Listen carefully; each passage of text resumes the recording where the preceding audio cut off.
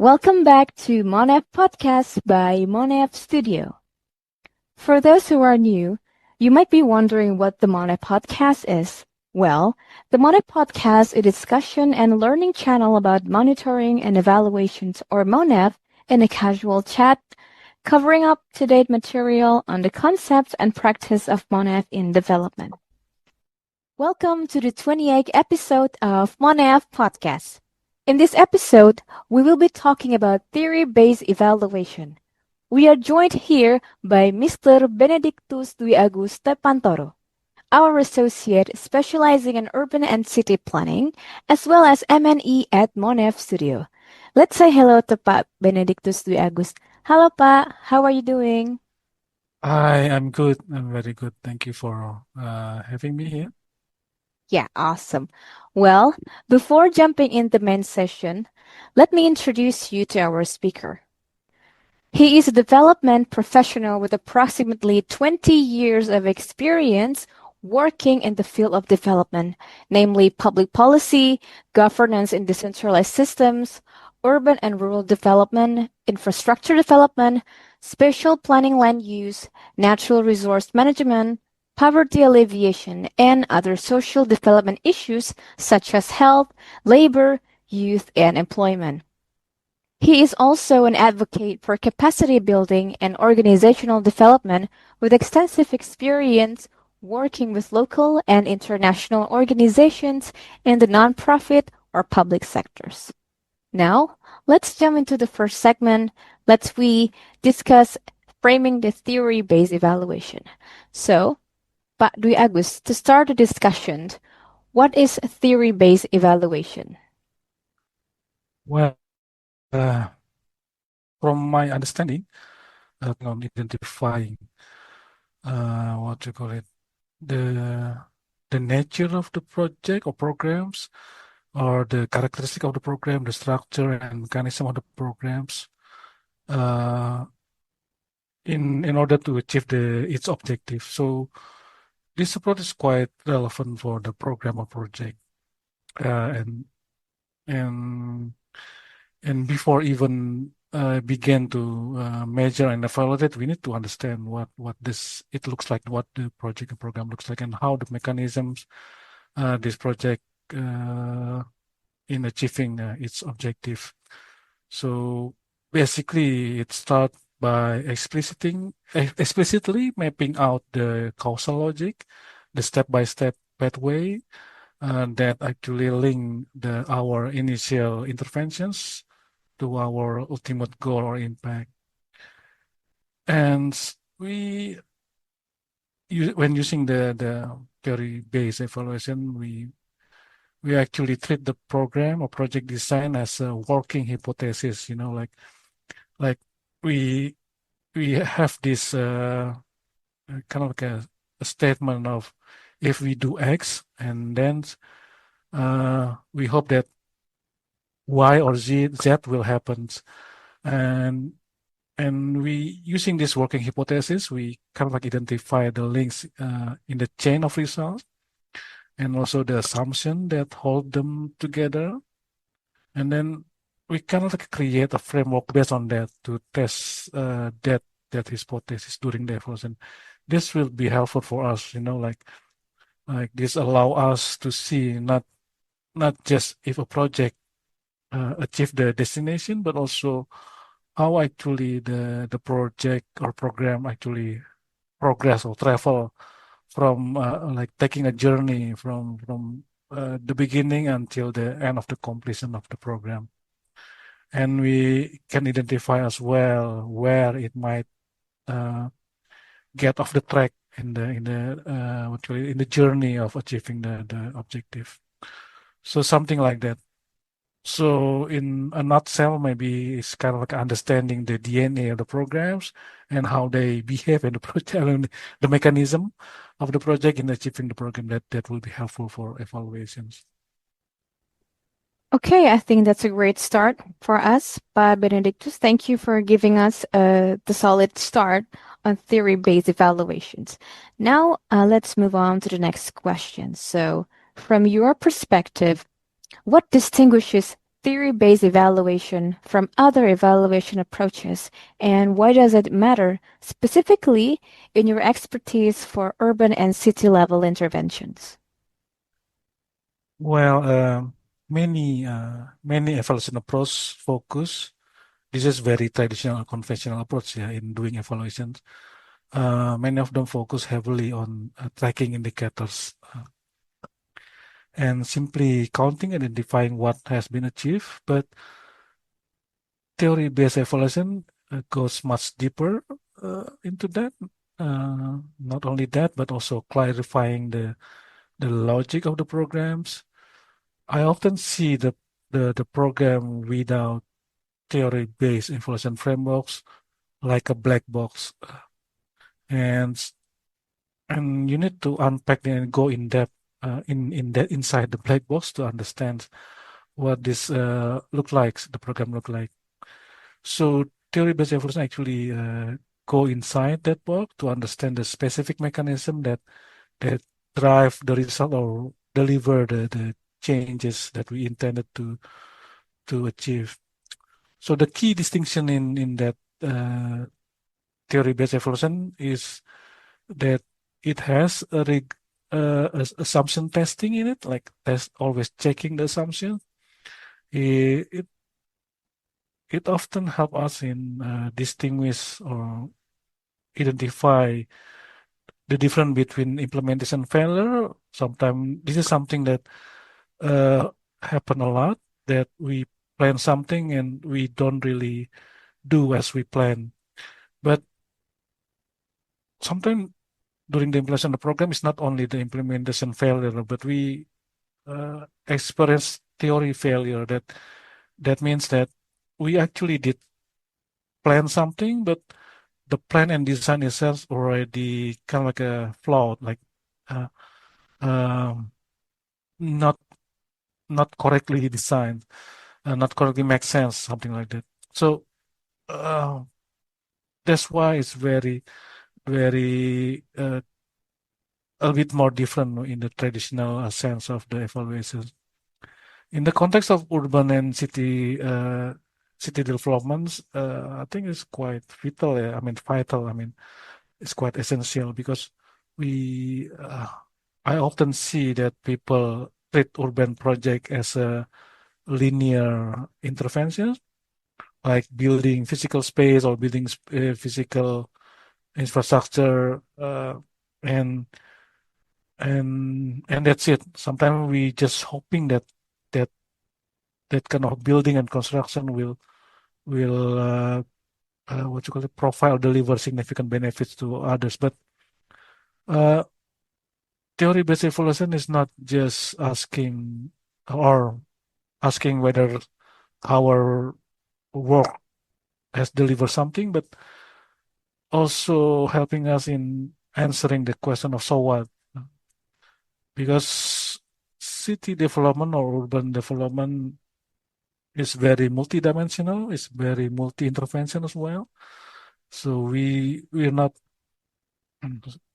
we're not supposed to be satisfied only reporting a very output-based stuff, but also uh, push us in bit more on the bigger context of urban development, bigger systematic process of development in the urban area.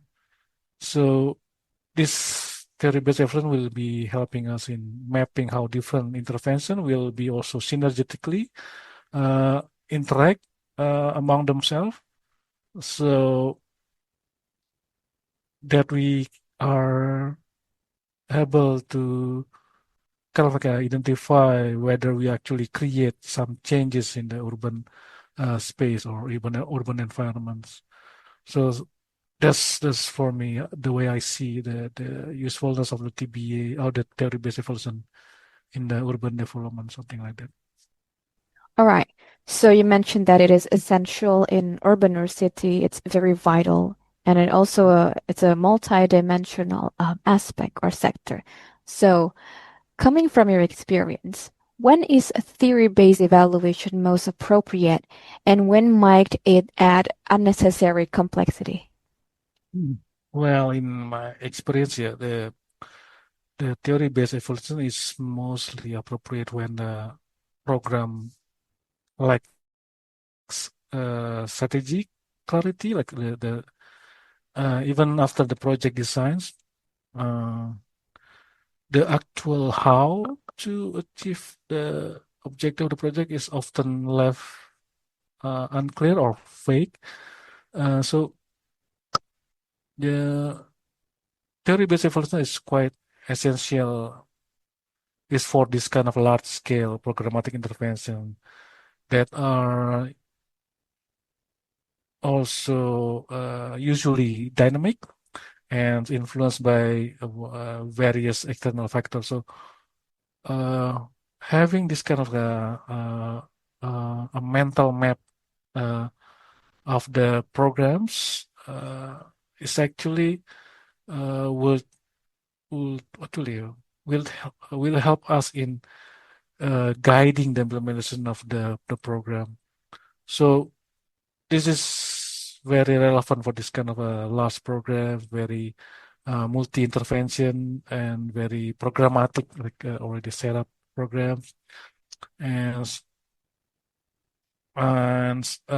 this allow us to move beyond simply identifying what has been changed, but also uh, how much has been changed, and also help us in explain how it happens, uh, and also to what extent we can also understand uh, what actually the contribution of the programs uh, to the change that that happens in this kind of complex environments in urban setting. Uh, but yeah, so probably it's not really probably if people view this theory-based evolution more complex or very difficult or complicated when the intervention is very simple, very routine or poorly technical, and uh, so theory-based evaluation is only for program that also appreciate learning, appreciate some kind of like digging more, testing hypotheses, getting more insight from the implementation, not only achieving the a specific objective. So that's what I think. All right. Now, again, let's discuss your experience. How has theory-based evaluation is useful to help evaluating the sector relevant to your academic background and research interest in city or urban planning? Well, uh, the theory-based evaluation is quite essential for me because it prevents us from oversimplifying complex system, especially in the urban planning. Yeah, there's an urban system that is very complex, and sometimes you need to unpack it and to uh, what you call it, structure it in the way that we understand it, and it helps us in shifting the focus from viewing a project in urban planning as just a constructions or engineering task, but also looking in as a strategic interventions in making a social change or physical environment change in the society. So uh, maybe take two common examples. In the project there where I've been observing is about helping the government in developing the wastewater treatment plant, IPAL we call it here. Some people might view the program is just procurement and construction of the contractor to build these sophisticated wastewater treatment plants. But using the theory-based evaluation lens, you might want to ask difficult questions like harder questions. Will household actually connect to the pipe? Is the system will be optimized for long-term use? Is it going to be break down in several years and nobody operating the treatment plant? So all this kind of stuff needs to be what you call it, discuss and part of the monitoring and evaluation. Otherwise, we will be just evaluating the quality of the construction only, but not evaluating the bigger picture of uh, the wastewater service sector, for example. The same with the example of the public transport, for example, uh, developing the bus rapid transit, for example, or the transit-oriented development, something like that. You might see this kind of a program just building the bus lane or the bus stations, but theory-based evolution may force you to look at the behavioral logic of why we develop this bus rapid transit. Are we considering the connectivity with the feeder, connectivity with the residents, for example, the sidewalk safe trottoir, for example? Is it affordable, something like that? Is it accessible by everyone, inclusive, something like that? So this might uh, actually very useful in not just making sure building perfect infrastructure, urban infrastructure, but also make sure it's not empty, it's not underutilized, and we can ensure that infrastructure actually function well as part of the a living city requirements and as an effort in improving urban mobility and contributing to the public health, for example, something like that. Yeah, I think that's all from me. Okay, thank you so much for the explanation. Now let us move on to the second segment on the applications and practice. So, what methods have you found most effective for testing causal assumptions in complex interventions aside Mm. from TBE? So, for example, based on your expertise, let's say in housing, transport, public space, or in service delivery. So, uh, in my experience, yeah, there's no specific method that I have been using. Yeah, I think you don't necessarily need a highly prescriptive or academic methodology to always check the assumption here, and you might find some simple investigative approach uh, like having a set of question and probing and go out to different stakeholders, the relevant key stakeholders, and have genuine exploratory conversation with them to kind of like understand what actually the the underlining uh, underlining assumption uh, of the project documents sometimes the project design documents, and you might find hidden factors that underlining the the theory behind a design or project.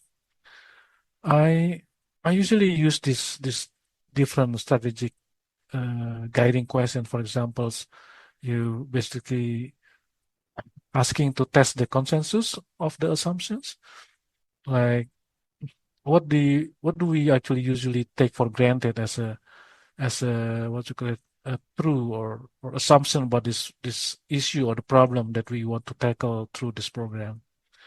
What kind of specific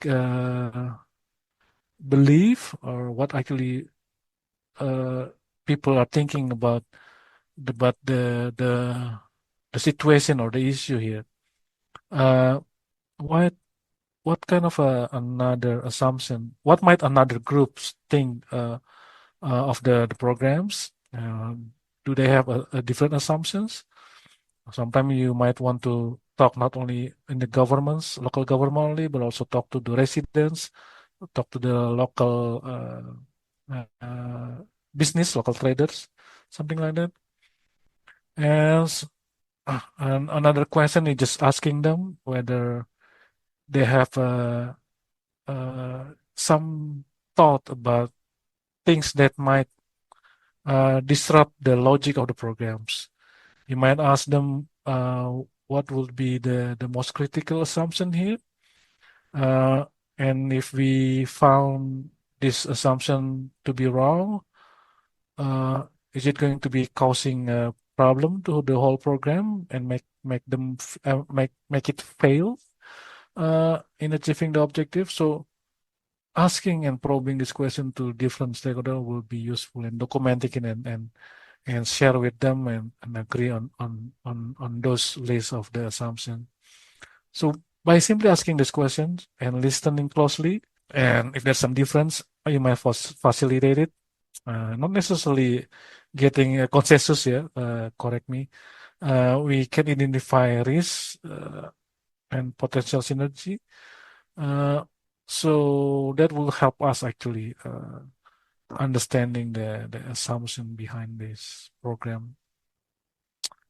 I think still you can still using the same example that I provided earlier uh, on the what you call it the construction of wastewater treatment plant than the one that I mentioned earlier. You can just ask different question to different stakeholder here. Are we assuming that government will support this with budgeting, for example? Are people assuming that community will be what you call it willing to be connected uh, to the system? Are they willing to allow their house to be kind of like a deconstructed or to be messed around with the construction of the new pipe into the house, something like that.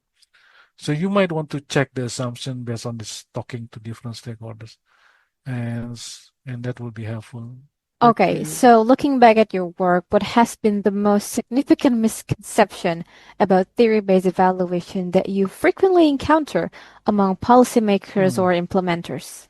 Well, I don't know. Probably the most frequent misconception is that people believe that theory-based evolution is just for those who love theory only, and it's just a academic play, and people think it's very theoretical and far from reality, and very disconnected from reality. And often that the world, the word theory itself is kind of intimidating. Like the people are afraid, or or people think that why bother with theory? Let's just do it. Let's just get the work done. No need to theory, uh, and just work. But this is kind of a misunderstanding of the tool here, because uh, theory-based evaluation is not about uh, abstract academic concept. Sometimes it's based on the practical experience. It creates a practical framework uh, built on based on the real world experience by many, and also insight of the different stakeholders. So it's it's a good tool and very useful tool for getting more clarity about the program, not not making it more complicated uh, as people think of this. So another major misconception probably thinking that the theory-based evolution is only for soft social programs, not for construction or technical infrastructure or engineering and urban management type of program or project. But this is exactly probably the mindset that we need to change. Uh, we we need to introduce a new way of looking at project holistically, not just very partial.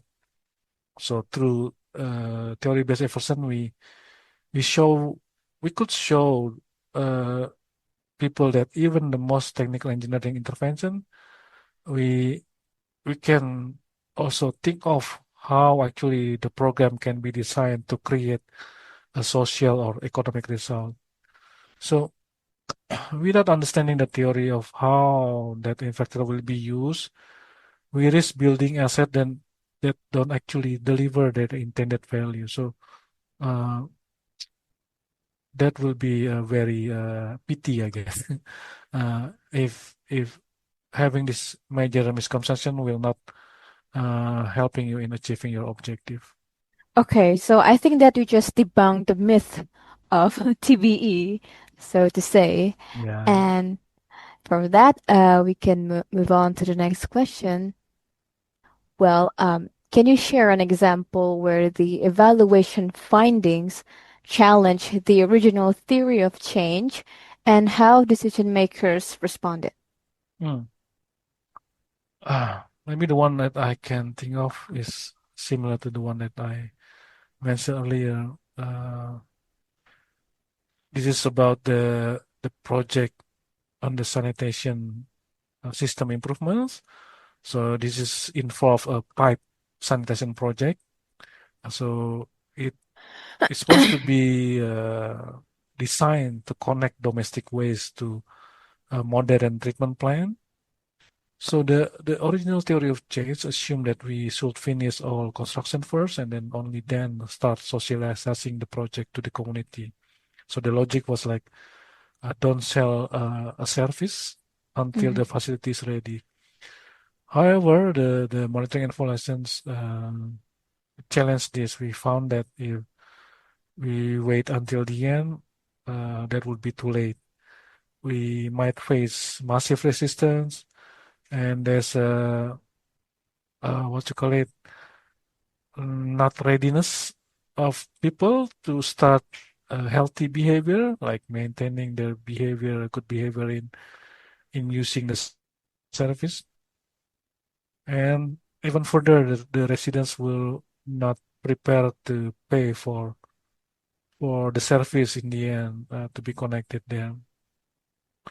So uh, based on those kind of like exercise and findings, we the maker agrees to shift the strategy to start the socialization and education health campaigns from the very beginning of the construction phase. So probably that's the most what you call it good example that I can think of. So theory-based evidence will be powerful here because it gave us the evidence to show second exactly why the original sequence was illogical for achieving the final goal. Another example, probably urban park revitalizations.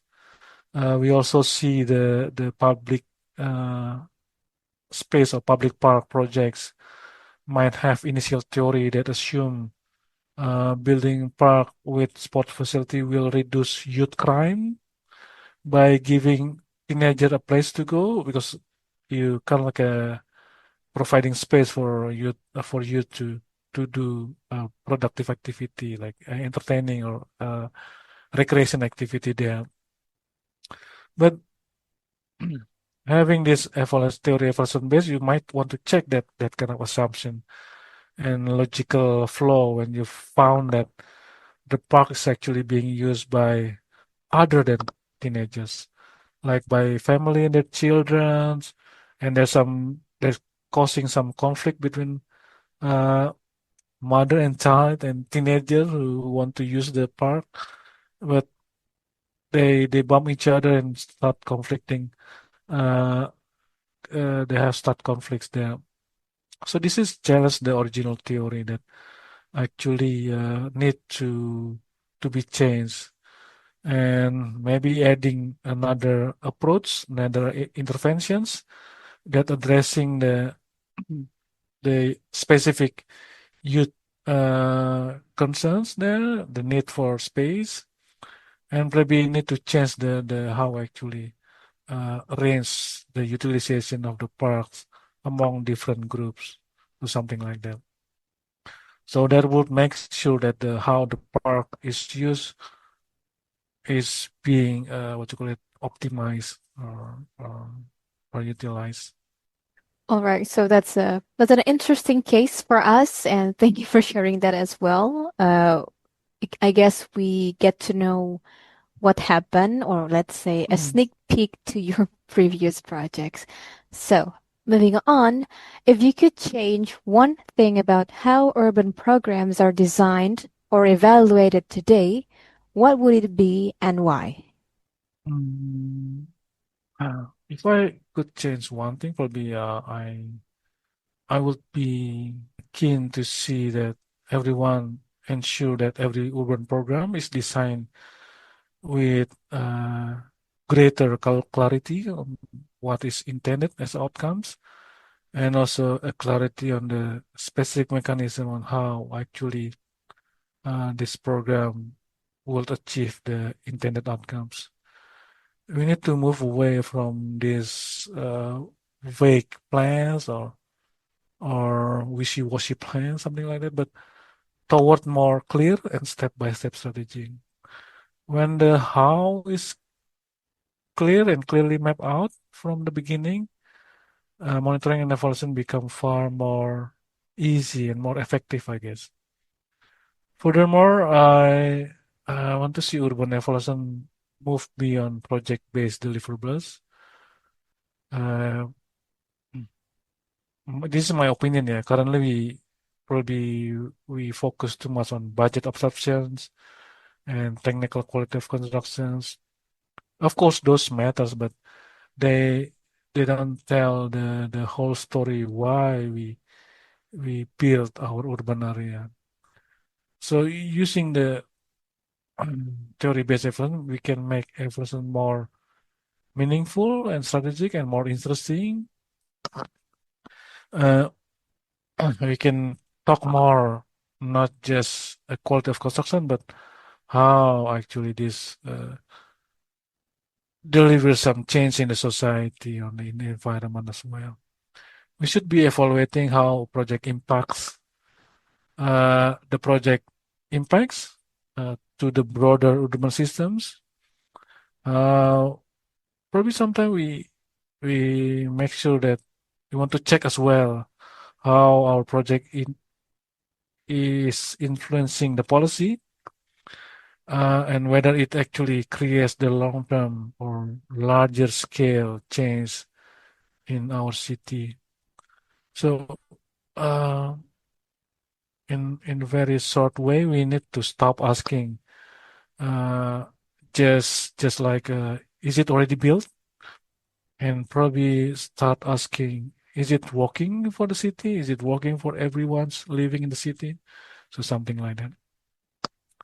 So I would love to see that kind of like a change. All right, that's awesome. And hopefully, we can see that changes or improvement, perhaps not only in your sector and also in the other projects as well. Hmm. Yeah. Okay, now we are entering the final segment for the insight and recommendation. So, for the first question, what would be your advice to practitioners who are still struggling with theory based evaluation? Yeah, this is based on my experience. Yeah, sometimes working with theory-based evaluation or theory of change uh, is too much for us, you know. But my advice would be don't stress out. Don't let the complication or the complexity of using theory-based evaluation overwhelm you. Probably think of it as an exercise, and you have muscles you need to train. So basically, practice more and more. So start practicing by taking apart project designs, like deconstructing or looking at the project design in detail, design and to see how they work, and make it habit to do that, and identifying the what are the underlying program mechanisms, and always ask yourself when you see a project design or program design, why do we think this a specific intervention leads to that specific result? Is it plausible? Is it impossible? And and most importantly, don't just sit on your desk. You need to get stories and perspective of the people. uh, that are involved in the project and the programs. Engage with the diverse range of stakeholders. Talk to the people. Talk to them. Listen to their POVs, perspective.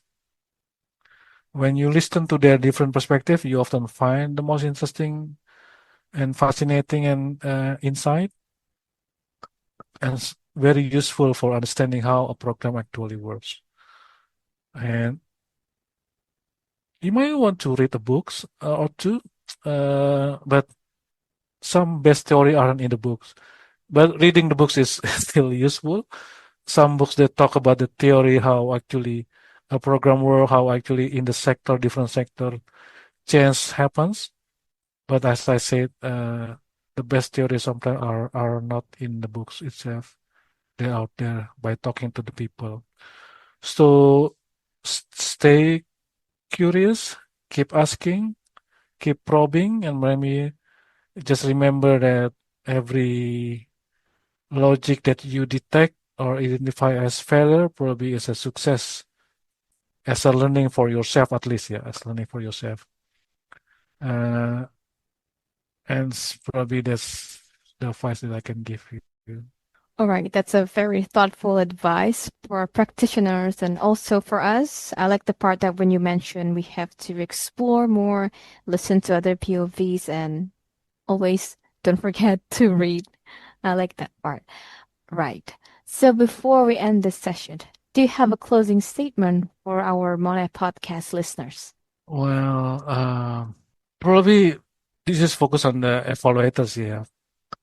Uh, I assume that the listener of the Monet podcast is those who are interested in doing evaluation or maybe already started doing evaluation or already experienced in doing evaluations. This is just a reminder for us that we not only doing evaluation of products, deliverables, and construction, but we focus not just numbers, but focus on the people. We are evaluating how the project improve life, improve the system, improve the behaviors of people, especially the beneficiary. And be an investigator, not an auditor. So that's why the TBE, the theory-based evaluation, is very useful for this case. Uh, or even more, not not just investigator, but become a critical friends. You just don't check if the money was spent, the budget has been disbursed, but keep asking why and how until you understand the real story behind the result, and of course help your colleagues improve the implementation of the program. And remember also evaluation is for learning. Uh, evaluation is not something that's supposed to be scared of. It is a tool to help us learn, adapt, and build uh, better thing for the future. And probably one more thing, if you want to learn more, I hope you don't mind, yeah, if I mention index. If you want to learn more and get support from other evaluators, you might want to consider joining us at the Indonesian Development Evaluation Community. So index is a voluntary group organization that focus on professionalizing the evaluation, and we are the longest standing platform of evaluators in Indonesia that you can utilize to connect with other evaluators, where you can share, learn, and also recharge yourself. Like always increase your spirit in the field of evaluation. So yeah, that's all I think. All right, that's awesome, Pak Dwi Agus. So I would like to say thank you so much for sharing such a thoughtful You're and very practical welcome. insight with us, of course. And perhaps in the future, we can have more sessions with podcasts or Yes, in other platforms or events because we would like to have you more in our platform as well. So absolutely. from today's conversation, we capture that the essence of theory-based evaluation, its complexity and how it is being used in various projects or specifically in your expertise. So hopefully, our casual chat in this episode 27 can provide knowledge to all of you. And before I end this session, don't forget to check out the previous episodes to get important and up-to-date informations and educations about monitoring and evaluation. See you in the next episode. Thank you, Pak Dwi Agus. Bye. Thank you.